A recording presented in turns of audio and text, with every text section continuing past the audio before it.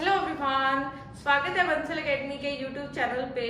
आज हम थर्मोडायनामिक्स का एक टॉपिक करेंगे जो है मैक्सवेल इक्वेशन, जो कि बहुत इंपॉर्टेंट है पेपर के पॉइंट ऑफ व्यू से। जैसे मास्टर कैडर है, ठीक है, या फिर लेक्चर कैडर है, क्योंकि लास्ट अभी रिसेंट जैसे मास्टर कैडर हुआ था तो उसमें क्या था कि बिल्कुल मैंने आपको क्लास में ये चीज बताई थी कि 10 to 12 क्वेश्चन आपको पेपर में देखने को मिलेंगे थर्मोडायनामिक्स एंड स्टैटिस्टिकल फिजिक्स से, और वही हुआ। 10 to 12 क्वेश्चन डायरेक्ट पढ़े थे और वो ऐसे क्वेश्चन थे जिनके लिए आपको कॉपी पेन भी उठाने की जरूरत नहीं थी, डायरेक्ट वो क्वेश्चन सॉल्व हो रहे थे। तो आज हम सबसे पहले ये देखेंगे कि थर्मोडायनामिक्स हमने थर्मोडायनामिक्स में हमने स्टडी क्या करना है, ठीक है। बेसिकली हम किस चीज को स्टडी के लिए थर्मोडायनामिक्स पढ़ रहे हैं। जैसे क्लासिकल मैकेनिक्स है, ठीक है, क्लासिकल मैकेनिक्स में हम लोग क्या करते हैं, देखो मेन हमारा जो मोटिव रहता है वो रहता है किसी भी ऑब्जेक्ट के बारे में कंप्लीट इंफॉर्मेशन निकालनी है, ठीक है। फॉर एग्जांपल आपके लिए मैं ऑब्जेक्ट हूँ, ठीक है, आपने क्या करना है, मेरे बारे में सारी इंफॉर्मेशन निकालनी है, ठीक है।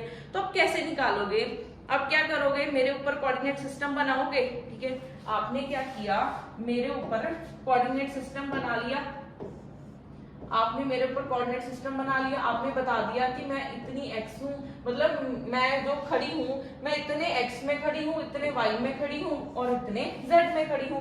तो अगर आपको मेरी पोजीशन पता चल गई, अगर आपको मेरी पोजीशन पता चल गई तो वहां से आप वेलोसिटी निकालोगे। वेलोसिटी क्या है, dr/dt, ठीक है। यहीं से आप एक्सेलरेशन निकाल लोगे, वो हो जाएगा dv/dt। तो एक्सेलरेशन पता चल गया, मास उसका हमें ऑलरेडी पता होगा ऑब्जेक्ट का, ठीक है, तो फोर्स पता चल जाएगी। यहां से आप उसकी एनर्जी, ठीक है, काइनेटिक एनर्जी, पोटेंशियल एनर्जी, आप कुछ भी निकाल सकते हो, कुछ भी निकाल सकते हो। तो मुझे सिर्फ क्या पता होना चाहिए था, उसकी पोजीशन पता होना चाहिए था, ठीक है। पोजीशन अगर वेलोसिटी पता है, यहां से मोमेंटम निकल जाएगा mv। तो हम मेरे बारे में, ठीक है, किसी ऑब्जेक्ट के बारे में आप कंप्लीट इंफॉर्मेशन निकाल सकते हो कि अभी यहाँ पे है तो कुछ टाइम बाद कहाँ पे होगा, 1 घंटे बाद कहाँ पे होगा, वो वेलोसिटी से पता चल जाएगा, ठीक है, कि हाँ आपकी जो पोजीशन है वो टाइम के साथ कैसे चेंज कर रही है। तो क्लासिकल मैकेनिक्स में हम लोग पोजीशन, वेलोसिटी, एक्सेलरेशन, इन सारी क्वांटिटीज की बात करते हैं, ठीक है। क्या क्यों करते हैं, क्योंकि हमें ऑब्जेक्ट के बारे में कंप्लीट इंफॉर्मेशन चाहिए। अब जब हम थर्मोडायनामिक्स में आते हैं, थर्मोडायनामिक्स में हम कौन सी क्वांटिटीज की स्टडी करते हैं, वहां पे हम स्टडी करते हैं लाइक सॉलिड्स की स्टडी कर रहे हैं, ठीक है, गैसेस की स्टडी कर रहे हैं हम लोग, या फिर लिक्विड की स्टडी कर रहे हैं। तो इन सारी टर्म्स की हम स्टडी कर रहे हैं, ठीक है। अब जैसे फॉर एग्जांपल गैस के बारे में ही बात करते हैं अगर मैं, तो गैस का मुझे कौन से वेरिएबल्स पता चल जाए कि मुझे सब कुछ पता चल जाए कि हाँ इसका वॉल्यूम कितना है, इसका प्रेशर कितना है, इसका टेम्परेचर कितना है, इसकी एनर्जी कितनी है, सारी चीजों के बारे में हमें इंफॉर्मेशन चाहिए। मान लो एक कंटेनर में गैस फिल है, ठीक है, तो थर्मोडायनामिक्स में हम क्या करते हैं, इसके बारे में कंप्लीट इंफॉर्मेशन निकालने की कोशिश करेंगे कि इसका कितना प्रेशर है, कितना वॉल्यूम है, कितना टेम्परेचर है। तो हम लोग थर्मोडायनामिक्स में किसकी स्टडी करने जा रहे हैं, हम लोग थर्मोडायनामिक्स में इन P, pressure, volume, temperature, energy, ठीक है, इन सारे वेरिएबल्स की क्या करेंगे, स्टडी करने वाले हैं, ठीक है। इन सारे वेरिएबल्स की क्या है, जैसे प्रेशर हो गया, वॉल्यूम हो गया, टेम्परेचर हो गया, एनर्जी हो गई, ठीक है, इंटरनल एनर्जी हो जाएगी, और हमारे पास क्या है, हेल्महोल्ट्ज फ्री एनर्जी है, या एच है, या फिर हीट है, या वर्क डन है। तो इन सारे वेरिएबल्स को हम लोग थर्मोडायनामिक्स में स्टडी करने वाले हैं। और जो ये तीन variables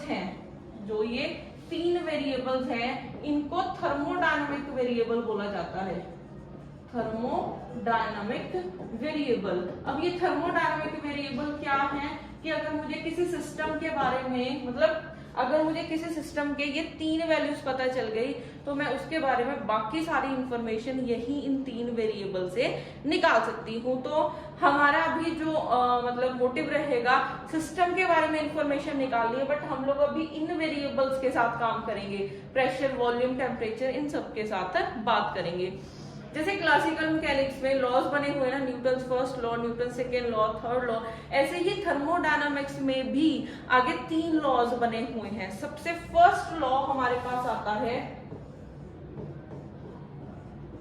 first law of thermodynamics. सबसे पहले हमारे पास आएगा फर्स्ट लॉ, ठीक है। अब ये फर्स्ट लॉ है क्या? फर्स्ट लॉ सबसे पहले हम लोग सीखते हैं कि फर्स्ट लॉ क्या है, ठीक है। फर्स्ट लॉ हमारे पास से क्या है कि फॉर एग्जांपल, ठीक है, मैंने किसी सिस्टम को हीट दिया, ठीक है। जैसे हम लोग चाय भी बनाते हैं ना, चाय बनाने के लिए हम लोग क्या करते हैं, एक कंटेनर में वाटर लेते हैं, ठीक है। वाटर लेके कंटेनर में उसको हम गैस के ऊपर रख देते हैं। तो जो फिर हम गैस ऑन करते हैं चाय बनाने के लिए, अब गैस बंद करके थोड़ी ना चाय बनेगी, जब तक आप उसको हीट नहीं दोगे तो वर्क डन कैसे होगा? तो हम हीट प्रोवाइड कर रहे हैं, गैस को ऑन करना मतलब हम लोग हीट प्रोवाइड कर रहे हैं, ठीक है। मान लो आपने उसको 100 हीट दिया, ठीक है। मान लो आपने चाय बनाने के लिए उसको 100 हीट दिया। हमने जो चाय बनाना है ना वो हमारे लिए वर्क डन है, ठीक है। तो पहली चीज तो आपको पता होना चाहिए आउटपुट क्या निकालना चाहते हो आप। आउटपुट क्या है? मेरा काम है चाय बनाना। तो चाय बनाने के लिए मुझे इनको इनपुट देनी पड़ेगी। इनपुट क्या है? हीट है।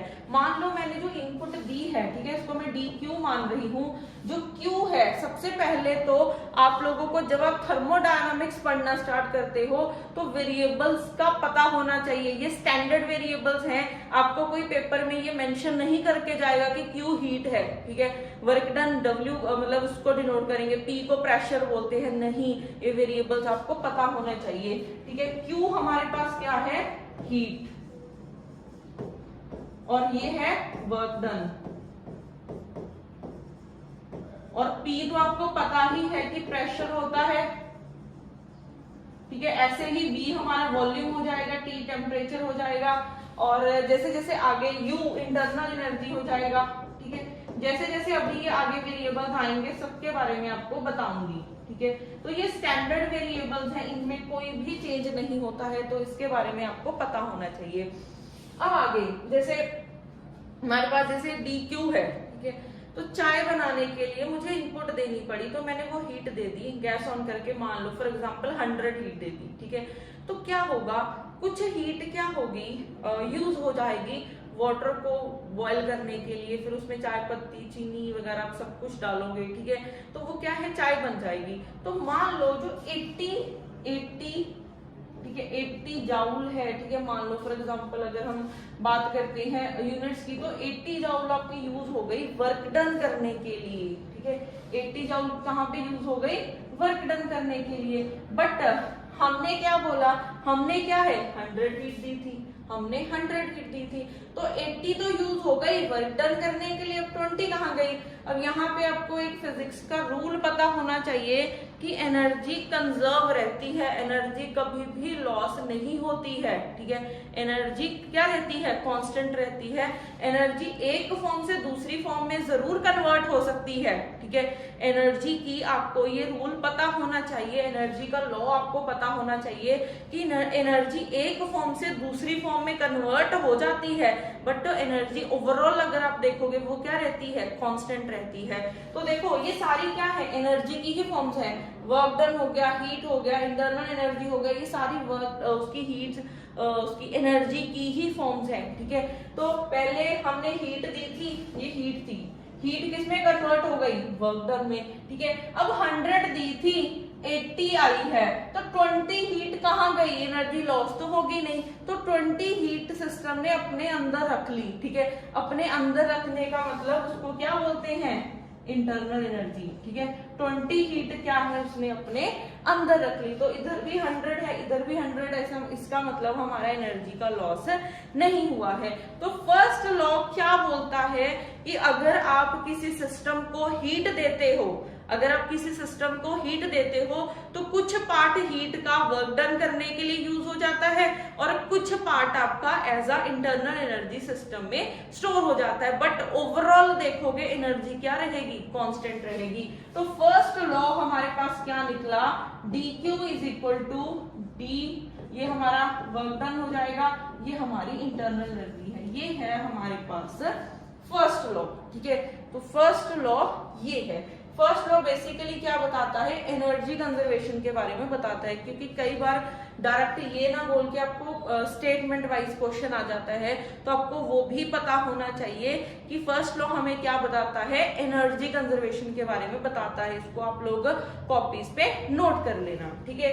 ये बिल्कुल बेसिक कॉन्सेप्ट है। अब मास्टर कैडर के स्टूडेंट जो देख रहे होंगे वीडियो, अब जिन्होंने +1 +2 पढ़ा रहे होंगे वो ये सोच रहे होंगे कि ये इतनी चीज तो हमें आती है, बट वीडियो के एंड तक जरूर देखना, क्योंकि अभी तो एडवांस जाएंगे हम। ये +1 +2 से स्टार्ट होके मास्टर्स मतलब ग्रेजुएशन मास्टर्स सब कवर होगा इसमें अभी, ठीक है। एक ही टॉपिक में हम लोग उस लेवल तक पहुंचेंगे, बट वीडियो को एंड तक जरूर देखना। तो फर्स्ट लॉ हमारे पास ये है। अब जैसे मैंने बोला कि क्लासिकल में हम लोग किन वेरिएबल्स को लेके काम करते हैं। क्लासिकल में देखो, जैसे हमने फोर्स को ही लिखना हो या फिर वर्क डन, अगर हम क्लासिकल नॉर्मली अगर मैं आपसे वर्क डन पूछूं तो आप लोग मेरे को क्या बोलोगे कि वर्क डन होता है जी फोर्स इनटू डिस्प्लेसमेंट, ठीक है। अगर मैं आपको ऐसे ही पूछ लूं कि वर्क डन क्या होता है, चेंज इन वर्क डन क्या होता है, तो आप बोलोगे कि फोर्स इनटू डिस्प्लेसमेंट होता है। अब यहाँ पे अगर मैं थर्मोडायनामिक्स में बात कर रही हूँ तो मेरे को वर्क डन आ गया है, बट वर्क डन ये वाला मैं सब्स्टिट्यूट कर ही नहीं सकती क्योंकि फोर्स और एक्स आ गए हैं। बट यहाँ पे तो हम दूसरे वेरिएबल के साथ काम कर रहे हैं, वो तो क्लासिकल में यूज करते हैं ना किसी ऑब्जेक्ट के लिए, ठीक है। अब यहाँ पे गैस के पार्टिकल्स हैं, गैस के पार्टिकल्स की मेरे को दिखते ही नहीं है, उसकी पोजीशन कहाँ से निकालूं मैं, तो एक्स तो वहां पे यूज ही नहीं होगा, ठीक है। तो यहाँ पे हम फोर्स और एक्स वेरिएबल्स को लेके काम नहीं करते हैं, इसीलिए मुझे वर्क डन को चेंज करना पड़ेगा। तो कैसे चेंज करेंगे, अब यहाँ पे चेंज कैसे होगा, आपको पता है प्रेशर क्या होता है, प्रेशर होता है फोर्स पर यूनिट एरिया। जो प्रेशर है वो क्या होता है, फोर्स पर यूनिट एरिया। तो यहाँ से फोर्स की वैल्यू निकल आएगी प्रेशर इंटू एरिया, ये वाली वैल्यू यहाँ पे सब्स्टिट्यूट कर दो, तो ये हो जाएगा pressure area into dx।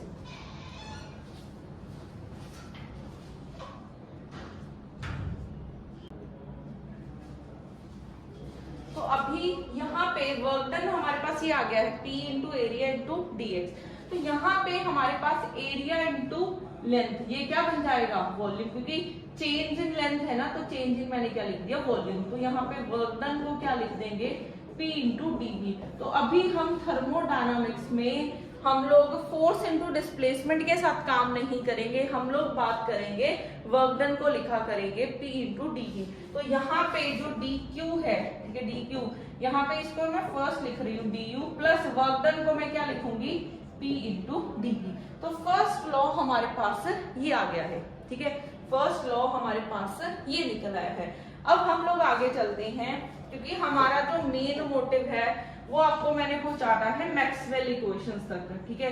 Thermodynamics में हम लोग 4 मैक्सवेल इक्वेशंस की बात करेंगे और 4 मैक्सवेल इक्वेशन बहुत ज्यादा इंपॉर्टेंट है। इसके बेस पे काफी क्वेश्चंस आए हुए थे और मैंने लास्ट टाइम भी आपको बोला था कि भाई क्वेश्चन आएंगे, कर लो थर्मोडायनामिक्स को, और वही हुआ, डायरेक्ट क्वेश्चन आए थे और बहुत ही ज्यादा इजी पूछे गए थे।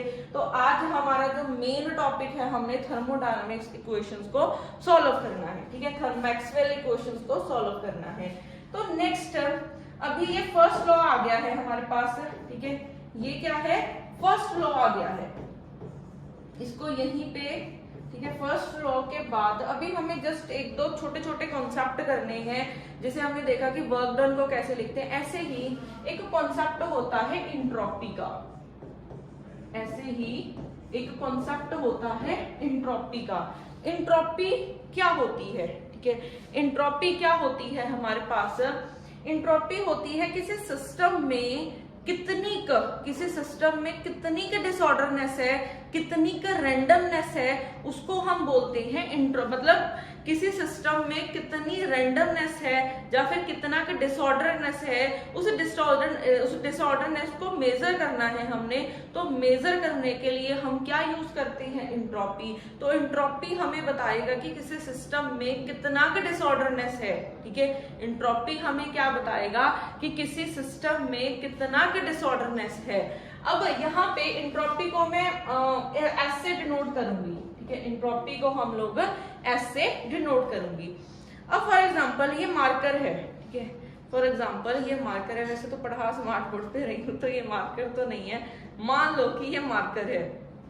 अब यहाँ पे मार्कर है, ठीक है, इसमें अभी कोई भी डिसऑर्डरनेस नहीं है, इसमें अभी कोई भी डिसऑर्डरनेस नहीं है, बट जैसे ही, क्योंकि ये प्लास्टिक का बना हुआ है, जैसे ही फॉर एग्जांपल मैंने इसको हीट देनी स्टार्ट कर दी, मैं गैस के ऊपर रख दूं इसको, मैंने हीट देनी स्टार्ट कर दी, अगर हीट देनी स्टार्ट की तो क्या होगा, ये मेल्ट होना स्टार्ट हो जाएगा। जब ये मेल्ट हुआ तो इसकी शेप में चेंज आएगा ना, इसकी शेप में क्या आएगा, चेंज आएगा। अगर शेप में चेंज आया इसका मतलब इसमें क्या आ गया है, डिसऑर्डरनेस आ गया है। कितना डिसऑर्डरनेस आया वो हमें कहाँ से पता चलेगा, एंट्रोपी, ठीक है, एस की वैल्यू हमें बताएगी कि कितना डिसऑर्डरनेस आया है। अब सबसे पहली चीज, डिसऑर्डरनेस आया कैसे था, डिसऑर्डरनेस आया था जब मैंने इसको हीट दी, ठीक है। मान लो पहले ये अभी अगर हम रूम टेम्परेचर की बात करें, क्योंकि एसी चल रखा है, तो मान लो कि ये 25 है, ठीक है, इस रूम का टेम्परेचर कितना है, 25 डिग्री है, ठीक है, 25 डिग्री पे इसकी शेप ये है, इसमें कोई डिसऑर्डरनेस नहीं है। बट अगर मैंने इसका टेम्परेचर बढ़ा दिया, मान लो मैंने इसका टेम्परेचर कर दिया 50, मान लो मैंने इसका टेम्परेचर कर दिया 50, तो टेम्परेचर बढ़ाने से क्या होगा, आपने सिस्टम को हीट दे दी, ठीक है, आपने सिस्टम को क्या दे दी, हीट। टेम्परेचर इंक्रीज करने से, टेम्परेचर इंक्रीज करने से आपने मान लो सिस्टम में आपकी DQ हीट आई, ठीक है। अगर मैं इसका एसी का भी टेम्परेचर बढ़ाऊंगी तो हीट आएगी ना, यहाँ पे गर्मी इंक्रीज हो जाएगी, तो हीट बढ़ेगी। अगर हीट बढ़ेगी तो मान लो फॉर एग्जांपल टेम्परेचर इंक्रीज करने से DQ हीट बढ़ी, ठीक है, DQ हीट बढ़ने से ये मेल्ट होना स्टार्ट हो जाएगा। अगर ये मेल्ट होना स्टार्ट हो गया तो क्या होगा, डिसऑर्डरनेस आएगा। तो अगर हमने देखना हो कि मैंने T टेम्परेचर, ठीक है, अभी T 50 है ना, 50 पे कितनी हीट अब बनी, DQ हीट आई, ठीक है, इस DQ हीट से क्या बनेगा, DS, एंट्रोपी आएगी। अगर आप टेम्परेचर बढ़ाओगे, अगर आप टेम्परेचर बढ़ाओगे, टेम्परेचर बढ़ाने से क्या बनेगी, हीट बनेगी, और हीट बनेगी, जैसे मैंने आपको बताया था कि अगर आपको इसको हीट दोगे तो ये मेल्ट होना स्टार्ट हो जाएगा, मतलब डिसऑर्डरनेस आएगी। तो इससे क्या आएगी, डिसऑर्डरनेस आएगी। तो यहाँ से हमें एक चीज पता चलती है कि जितनी आप हीट दोगे उतनी डिसऑर्डरनेस आएगी, जितनी आप हीट दोगे उतनी डिसऑर्डरनेस आएगी। तो यहाँ से हमारे पास एंट्रोपी की वैल्यू निकल आती है, यहाँ से आपके पास एंट्रोपी की वैल्यू निकल आती है। कितनी वैल्यू आ रही है, ये, ठीक है, एंट्रोपी की वैल्यू, चेंज इन एंट्रोपी किसके इक्वल है, DQ/T। तो यहाँ से मैं DQ की वैल्यू निकालती हूँ, DQ की वैल्यू क्या आ जाएगी, T × DS, T × DS। तो यहाँ से DQ की वैल्यू मैं यहाँ पे सब्स्टिट्यूट करने वाली हूँ, ठीक है। अभी जो मेरे पास जो फर्स्ट लॉ आएगा, अभी जो फर्स्ट लॉ आएगा, ठीक है, वो ये आएगा, DQ ये था ना, DU + PdV। तो यहाँ पे मैंने DQ की वैल्यू सब्स्टिट्यूट कर दी, तो क्या बन गया, TDS = DU + PdV, ठीक है। अभी हम लोग इसको लेके काम करेंगे, क्योंकि मैक्सवेल इक्वेशंस में ये यूज होना है, ठीक है, मैक्सवेल इक्वेशन में ये चीज यूज होने वाली है। TDS = DU + PdV, ठीक है। अब हमारे पास फर्स्ट लॉ आ गया है, अब सारा काम फर्स्ट लॉ से ही आना है, ठीक है। हमारा, मैं आपको इन बिटवीन जो भी टॉपिक्स हैं वो नहीं करवा रही हूँ, मेरा टॉपिक ही आज का मैक्सवेल इक्वेशन था। तो मैक्सवेल इक्वेशन के लिए जो मेरे को, क्योंकि मैं समझ के चलूंगी कि आप लोग टोटली जीरो हो, ठीक है, अगर आपने चाहे पढ़ा भी हुआ है, ठीक है, मैं आपको टोटली जीरो मान के काम करूंगी। तो मैक्सवेल इक्वेशन तक पहुंचाने के लिए मुझे जो जो चीजें आपको बताने की जरूरत थी वो मैंने आपको सारी बता दी हैं। तो हमारे पास फर्स्ट लॉ आ गया है, जो फर्स्ट मैक्सवेल इक्वेशन है वो फर्स्ट लॉ से ही निकलने वाली है, ठीक है। जो मैक्सवेल इक्वेशन है, फर्स्ट मैक्सवेल इक्वेशन, वो फर्स्ट लॉ से ही निकलने वाली है। अब इसको हम यहीं पे छोड़ते हैं। अभी हम एक छोटा सा और कॉन्सेप्ट करते हैं। वो छोटा सा कॉन्सेप्ट क्या है, वो है हमारे पास एक डिफरेंशियल वेरिएबल, मतलब एक एग्जैक्ट वेरिएबल्स होते हैं, जहाँ पर परफेक्ट वेरिएबल्स बोलते हैं, एक बोलते हैं नॉन परफेक्ट, या फिर एक होते हैं पाथ डिपेंडेंट, एक होते हैं पाथ इंडिपेंडेंट वेरिएबल्स, ठीक है। इसके बहुत सारे नाम हैं, इसके हमारे पास बहुत सारे नाम हैं।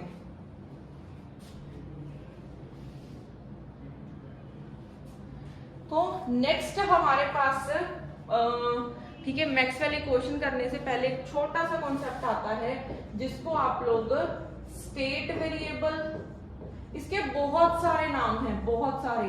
स्टेट वेरिएबल भी बोल सकते हो, पाथ इंडिपेंडेंट वेरिएबल भी बोल सकते हो,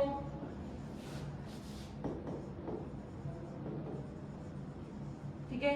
आप लोग इसको परफेक्ट डिफरेंशियल भी बोल सकते हो,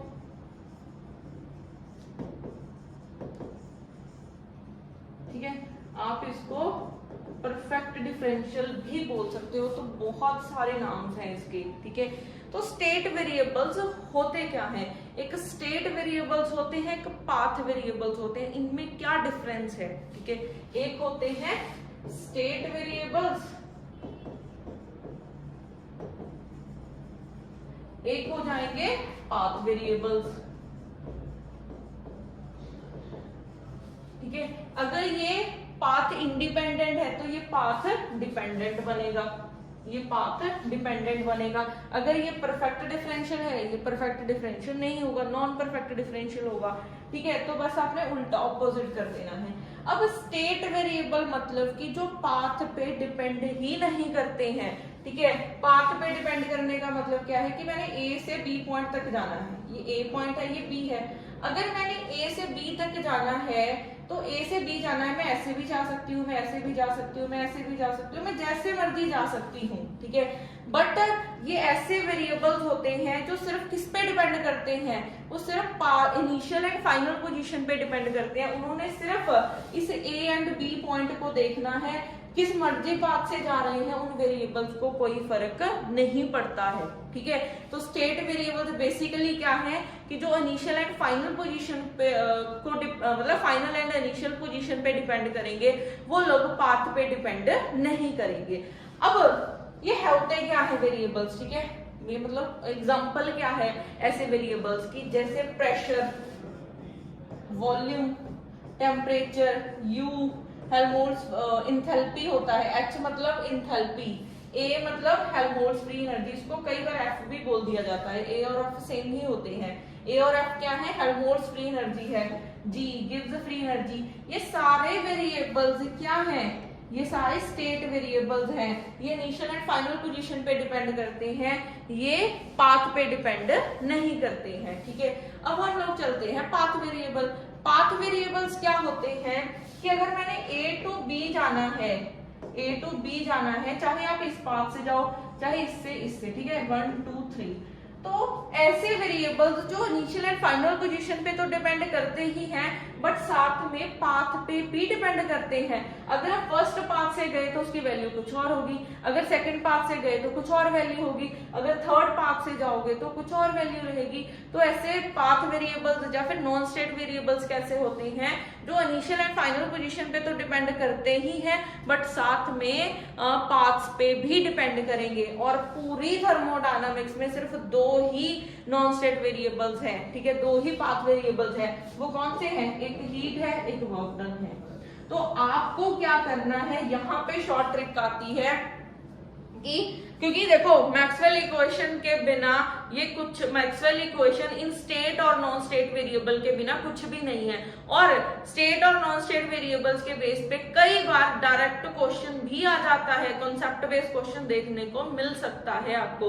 तो यहाँ पे हमारे पास अगर हम बात करते हैं, ठीक है, अगर हम लोग बात करते हैं कि नॉन स्टेट वेरिएबल की एग्जांपल की, तो वर्क डन एंड हीट सिर्फ 2 नॉन स्टेट वेरिएबल्स हैं। और इन दोनों को छोड़ के यहाँ पे तो मैं 1000 लिख सकती हूँ, यहाँ पे मैं लाइन लगा सकती हूँ नॉन स्टेट वेरिएबल्स की, तो कितने स्टेट वेरिएबल्स की लाइन लग जाएगी यहाँ पे। तो मैं कितने का स्टेट वेरिएबल को याद रखोगे? तो आप लोगों के लिए शॉर्ट ट्रिक है कि आप लोग स्टेट वेरिएबल को याद ही नहीं रखोगे। हीट और वर्क डन को छोड़ के बाकी सारे वेरिएबल्स क्या रहेंगे? हीट एंड वर्क डन को छोड़ के बाकी सारे वेरिएबल्स क्या रहेंगे? स्टेट वेरिएबल्स रहेंगे। तो सिर्फ ये दोनों वेरिएबल्स क्या हैं? पाथ वेरिएबल्स हैं। या फिर नॉन स्टेट वेरिएबल्स हैं। ठीक है, ये सिर्फ दो वेरिएबल्स नॉन स्टेट वेरिएबल्स हैं और इनको छोड़ के बाकी सारे वेरिएबल्स क्या रहेंगे, स्टेट वेरिएबल्स रहेंगे। अब ये जस्ट मैंने ऐसे ही बोला थ्योरेटिकली, ठीक है। अब इसको मैथमेटिकली भी प्रूव करना है। अब अगर हमने ये देखना हो कि स्टेट वेरिएबल कौन सी इक्वेशन को सेटिस्फाई करेंगे या फिर नॉन स्टेट वेरिएबल किस इक्वेशन को सेटिस्फाई करेंगे, मैथमेटिकली अगर हमने देखना हो कि भाई ये किस इक्वेशन को सेटिस्फाई करेंगे कि हाँ अगर ये इस इक्वेशन को सेटिस्फाई कर गए तो मैं बोल दूं कि ये स्टेट है अदरवाइज नॉन स्टेट है, तो अभी हम मैथमेटिकल इक्वेशन देखेंगे इनकी। ठीक है, अभी हमने मैथमेटिकल इक्वेशन देखनी है। तो मैथमेटिकल इक्वेशन देखो, दो चीजें हैं हमारे पास, एक स्टेट है, ठीक है, एक नॉन स्टेट वेरिएबल है जिसको पाथ वेरिएबल भी बोलते हैं।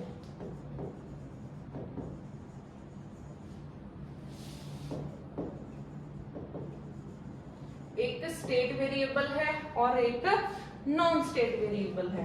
ठीक है, अब यहाँ पे देखो फर्स्ट दो कंडीशंस की बात करेंगे, यहाँ पे स्टेट और नॉन स्टेट के लिए, मतलब दो कंडीशन की बात करनी है हमने। फर्स्ट क्या है, फर्स्ट हमारे पास कंडीशन क्या है, फॉर एग्जाम्पल एफ आपके पास कोई स्टेट वेरिएबल है। ठीक है, एफ क्या है, एक स्टेट वेरिएबल है।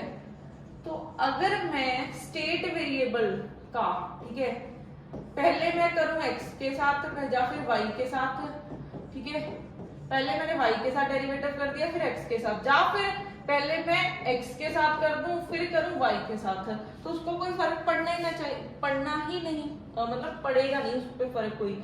फॉर एग्जाम्पल जैसे ये दो कोई हैं पॉइंट्स,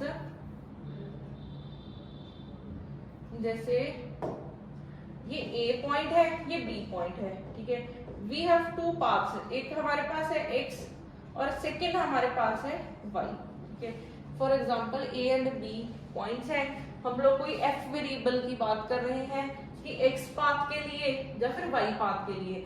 तो अगर मैं इसका डेरिवेटिव करूं f का, चाहे मैं x से कर लूं चाहे मैं y से कर लूं, मतलब पहले x से कर लूं तो बाद में y से, या फिर पहले y से कर लूं या फिर x से कर लूं, तो कोई फर्क पड़ना ही नहीं चाहिए, क्योंकि उसको पाथ से मतलब फर्क ही नहीं पड़ता। उसने किस पे डिपेंड करना है, सिर्फ इनिशियल एंड फाइनल पोजीशन पे। चाहे आप इससे चले जाओ चाहे आप इससे चले जाओ, चाहे डेरिवेटिव कर लो, तो कोई फर्क पड़ना ही नहीं है उसको। ठीक है, चाहे पहले x से फिर y से, चाहे पहले y से फिर x से, उसको कोई फर्क पड़ना ही नहीं है पाथ से। ठीक है, क्योंकि वो पाथ के है इंडिपेंडेंट। तो ये, ठीक है, फर्स्ट कंडीशन हो गई कि अगर कोई इस इक्वेशन को सेटिस्फाई करता है तो उसको हम लोग बोलेंगे स्टेट वेरिएबल। और इसमें क्या हो जाएगा, अगर f एक नॉन स्टेट वेरिएबल है, ठीक है, नॉन स्टेट वेरिएबल कब होगा, अगर यहाँ पे नॉट इक्वल आ जाएगा, बस इतनी चीज आ जाएगी, यहाँ पे क्या आ जाएगा, नॉट इक्वल आ जाएगा। ठीक है, यहाँ पे क्या आ जाएगा, नॉट इक्वल। तो ये हमारे पास फर्स्ट इक्वेशन बनती है। ये हमारे पास क्या है, फर्स्ट, मतलब फर्स्ट एक मैथमेटिकल कंडीशन है जिसको सेटिस्फाई करेंगे तो स्टेट आ जाएगा, अदरवाइज नॉन स्टेट वेरिएबल्स आ जाएगा। अब हम लोग बात करते हैं सेकंड इक्वेशन की, जो कि शॉर्ट ट्रिक बनेगी मैक्सवेल इक्वेशन की। ठीक है, जो सारी की सारी शॉर्ट ट्रिक्स होती है ना, वो लाइक कॉन्सेप्ट से ही निकलती हैं। अगर आपको कॉन्सेप्ट अच्छे से आता है तो आप लोगों को मैक्सवेल इक्वेशन लर्न करने के लिए कोई दिक्कत ही नहीं आएगी। ठीक है, लर्न करने की भी जरूरत नहीं है, जस्ट आपको बेसिक कॉन्सेप्ट, आपके बेसिक फंडे स्ट्रॉन्ग होने चाहिए। तो सेकेंड कंडीशन क्या है, ठीक है, कि अगर f हमारा एक स्टेट वेरिएबल है, जो मैंने पहले ही लिख दिया है, f अगर स्टेट वेरिएबल है, मैं इसको इस फॉर्म में लिख रही हूँ, df is equal to a into dx plus b into dy। इसको ना मैं सेकेंड पेज पे ले जाती हूँ, क्योंकि आगे ना फिर थोड़ा सा ये लेंथी हो जाएगा।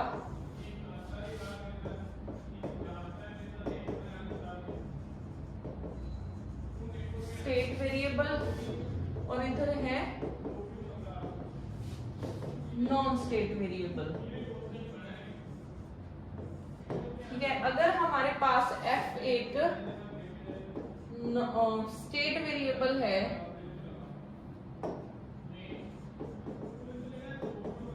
एफ अगर एक स्टेट वेरिएबल है तो मैं इसको इस फॉर्म में लिख रही हूँ, D F is equal to A into D X plus B into D Y plus C into D Z. ठीक है, मैंने इस फॉर्म में लिखा है। अब ये फॉर्म आप सोच रहे होंगे कि ये कौन सी फॉर्म आ गई, ये फॉर्म आप अभी कर चुके हो। फर्स्ट लॉ क्या था, फर्स्ट लॉ आपने लिखा था T D S is equal to D U plus P D B. ठीक है, अगर मैं डी यू को इधर ले आऊं तो क्या बन जाएगा, D U T D S minus P D B, ये इक्वेशन बन जाएगी। ठीक है, तो ये बन रही है कि एक कोई वेरिएबल है स्टेट वेरिएबल। अब यू क्या है, स्टेट वेरिएबल, क्योंकि मैंने क्या बोला था, हीट और वर्क डन को छोड़ के बाकी सारे स्टेट वेरिएबल है, तो यू एक स्टेट वेरिएबल है। तो इधर एफ स्टेट वेरिएबल है, इधर क्या है टी इंटू कोई एक टी वेरिएबल एक एस है, इधर ए और एक एक्स हो गया, इधर पी एंड डी वी हो गया, मतलब इधर हो गया। ठीक है, ऐसे ही मैं कुछ और ऐड कर देती यहाँ पे। ठीक है, तो ऐसे हमारे पास और हो जाता। तो ये अगर कोई चीज हमारे पास, मतलब कोई इक्वेशन ऐसी है उसमें एफ हमारा एक स्टेट वेरिएबल है।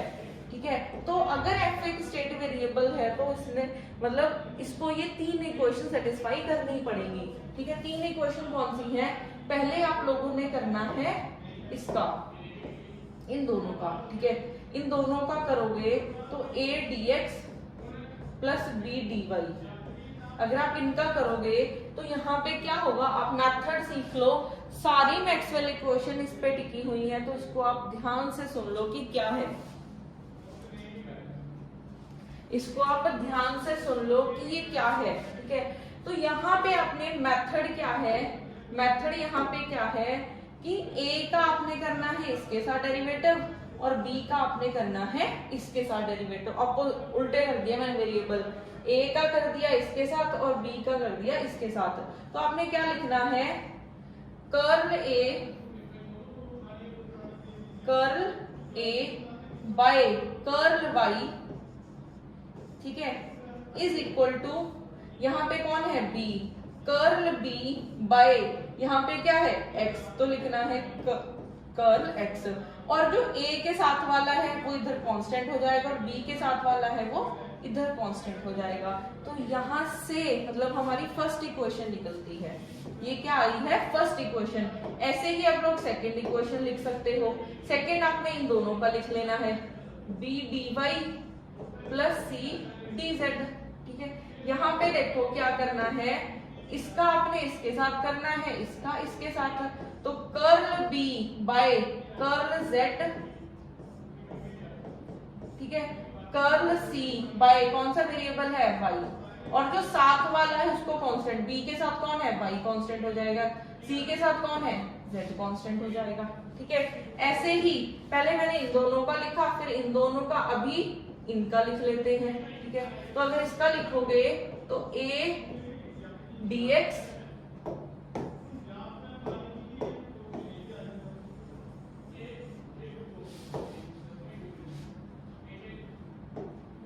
a dx इसका इसके साथ, यही तीन कॉम्बिनेशन बन सकते हैं ना, और तो कोई बन ही नहीं सकते।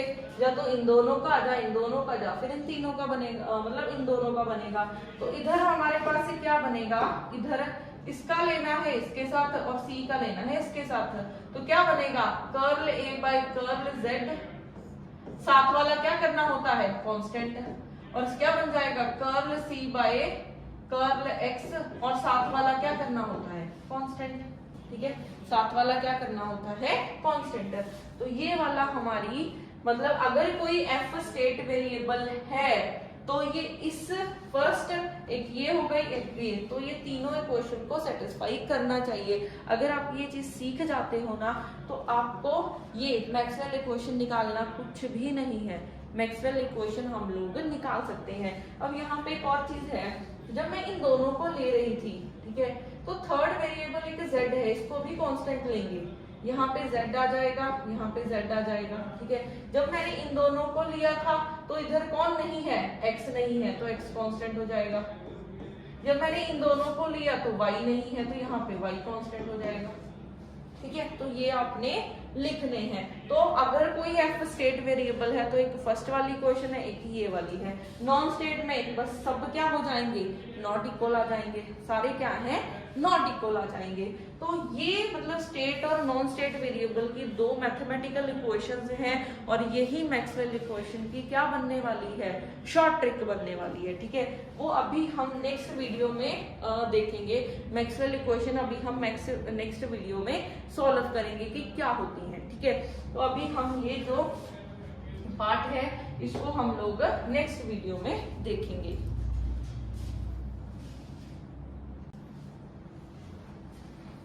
हेलो एवरीवन, अभी हमने जैसे फर्स्ट लॉ स्टेट और नॉन स्टेट वेरिएबल्स कर लिए हैं। अभी हमारा जो नेक्स्ट टॉपिक है वो है मैक्सवेल इक्वेशंस। मैक्सवेल इक्वेशन, तो अगर आप मैक्सवेल इक्वेशन सीखना चाहते हो तो आपको फर्स्ट वीडियो आनी चाहिए। ठीक है, अब उसके बाद नेक्स्ट अभी हमने 4 मैक्सवेल इक्वेशन करनी है। जो फर्स्ट मैक्सवेल इक्वेशन है वो निकलेगी। ठीक है, पहले ना मैं आपको थोड़ा सा एक ब्रीफ में जस्ट एक आइडिया दे देती हूँ कि 4 थर्मोडायनामिक्स की इक्वेशंस है, 4 थर्मोडायनामिक्स मैक्सवेल इक्वेशंस है, वो निकलती कहाँ से है। फर्स्ट निकलेगी फर्स्ट लॉ से। फर्स्ट लॉ हमारे पास क्या है, टीडीएस माइनस पीडीवी।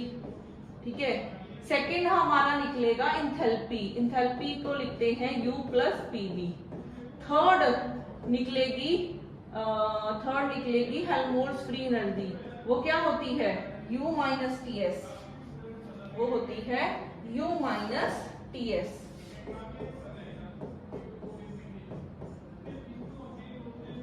और फोर्थ निकलेगी G से, फोर्थ निकलेगी G से। तो G हमारे पास क्या है, H माइनस टीएस। ठीक है, तो 4 मैक्सवेल इक्वेशन निकालने के लिए कोई मैक्सवेल इक्वेशन को क्रैम नहीं करना है कि उसको रट्टे लगाने लग जाओ, नहीं। अगर आपको सिर्फ ये चीजें आती है ना, अगर ये चीजें आती हैं तो 4 मैक्सवेल इक्वेशन आराम से याद कर लोगे। तो आपका जो मेन अभी मोटिव रहेगा वो ये है। फर्स्ट लॉ मैंने करवा दिया है, H गिव्स फ्री इंथैल्पी होता है, इंथैल्पी को क्या लिखते हैं, U प्लस पीवी। ऐसे ही A हेल्महोल्ट्ज फ्री एनर्जी है, उसको U माइनस टीएस लिखते हैं। और ऐसे ही G होता है जिसको H माइनस टीएस। ये आपके टिप्स पे होनी चाहिए ये 4 इक्वेशन। तो फर्स्ट इक्वेशन देखो, du किसके इक्वल है, du है टीडीएस माइनस, बड़ा लिखते हैं इसको, टीडीएस माइनस पीडीवी। ठीक है, अब यहाँ पे ठीक है मैं लेंथी मेथड से भी जाऊंगी। ठीक है, मैं लेंथी मेथड भी करवा दूंगी। लेंथी मेथड नहीं याद करना, आपको जस्ट शॉर्ट ट्रिक देखनी है जो मैं आपको लास्ट वीडियो में बता चुकी हूँ कि शॉर्ट ट्रिक निकली कहाँ से है, वो अभी मैं आपको अप्लाई करना सिखाऊंगी। ठीक है, तो अप्लाई करना पहले हम शॉर्ट ट्रिक्स की ही बात कर लेते हैं। ठीक है, शॉर्ट ट्रिक से पहले देखो, अगर आपको जो मैक्सवेल देखो यहाँ से क्या होता है, हमने मतलब बेसिकली आपको जो क्वेश्चंस है वो कैसे पूछे जाते हैं, आपको क्या दे दिया जाता है कि U गिवन है। ठीक है, U गिवन है, आपको T पूछ लिया, या फिर आपको पूछ लिया कि T क्या है। मैक्सवेल इक्वेशन से क्वेश्चन, अभी इसको नोट कर लो कि मैक्सवेल इक्वेशन में बार बार बोल रही हूँ कि इंपॉर्टेंट है। वो क्वेश्चन कैसे आएंगे, क्वेश्चन ऐसे आएंगे। फॉर एग्जांपल आपको U दे दिया जाए, आपको पूछा जाए कि T बताओ और P निकालो, T की वैल्यू निकालो और P की वैल्यू निकालो, तो कैसे निकालोगे। T यहाँ पे दिख रहा है, तो जो सेकेंड वेरिएबल है इसको हम क्या कर देंगे, कांस्टेंट। ठीक है, तो जब हमने एक बार हम T को कांस्टेंट कर देंगे, सॉरी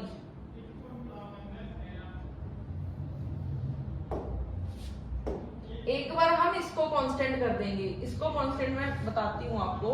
एक बार हम dv को 0 कर देंगे, एक बार मैं ds को 0 कर दूंगी, दो चीजें करूंगी मैं। ठीक है, एक बार मैं ds को 0 करूंगी, एक बार dv को।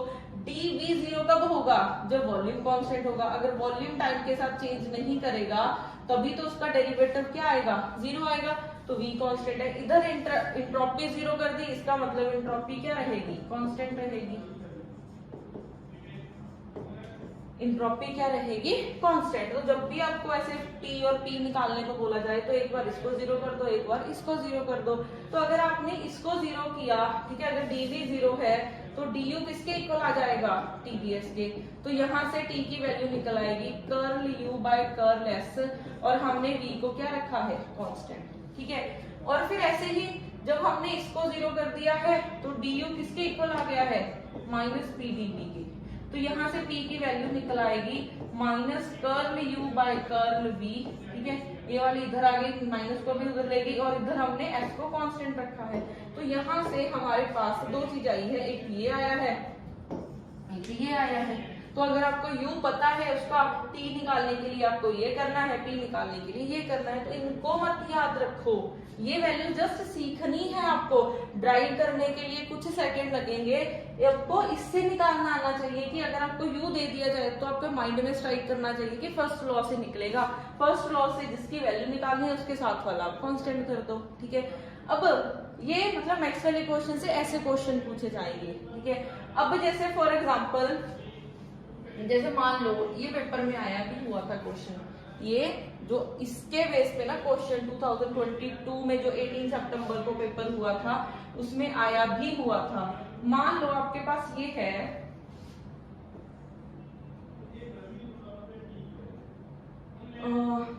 ये दे रखा है, मान लो आपके पास जो u है वो ये दे रखा है 3x² v, ठीक है, 3x² v।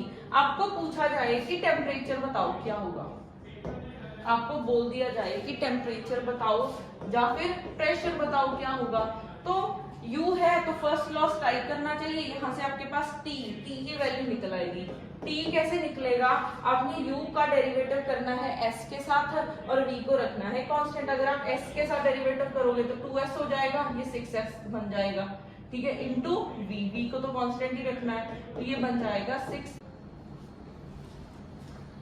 तो अभी तक हमने ये देख लिया है कि अगर मुझे u दे दिया जाए, मुझे p और t निकालना हो तो मैं वो आराम से निकाल सकती हूँ, ठीक है, इनका यूज करके। अब अगर कई बार डायरेक्ट मैक्सवेल इक्वेशन आ जाती है तो डायरेक्ट मैक्सवेल इक्वेशन आप कैसे सॉल्व करोगे, तो उसके लिए हमने देखा हुआ है कि अगर u एक स्टेट वेरिएबल है, ठीक है, तो वो जो लास्ट हमने वीडियो किया है तो वो इक्वेशन को सेटिस्फाई करेगा। तो वहां से हम अभी क्या लिखेंगे कि इसका इसके साथ डेरिवेटिव और p का s के साथ डेरिवेटिव, ठीक है। तो कर्ल t बाय कर्ल यहाँ पे v, और साथ वाली चीज क्या है, कांस्टेंट हो जाती है।